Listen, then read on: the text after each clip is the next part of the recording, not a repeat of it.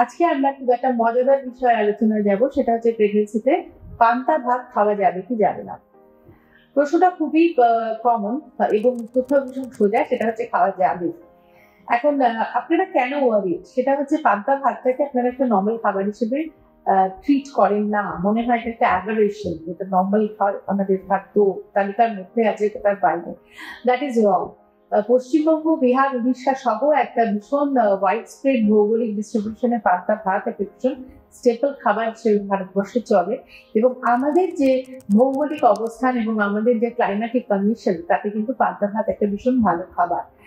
এটা যদি প্রপারলি রাখা হয় এবং এই যে হালকা একটু ফার্মেন্টেশন হয় ভাতে, এতে এলাকার মিনারেল ভ্যালু এবং ফুড ভ্যালু অনেকটা বেড়ে যায়।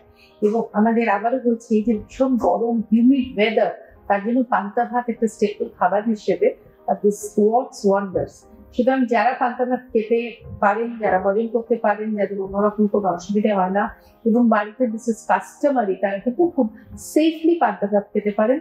এটা একটা যেরকম আপনাকে স্টেপল ডায়েট দেবে, আরেকদিকে কিছু কিছু মিনারেল বেনিফিটও দেবে। এবং you can just go ahead with panta bhat. পান্তা ভাত রক্স।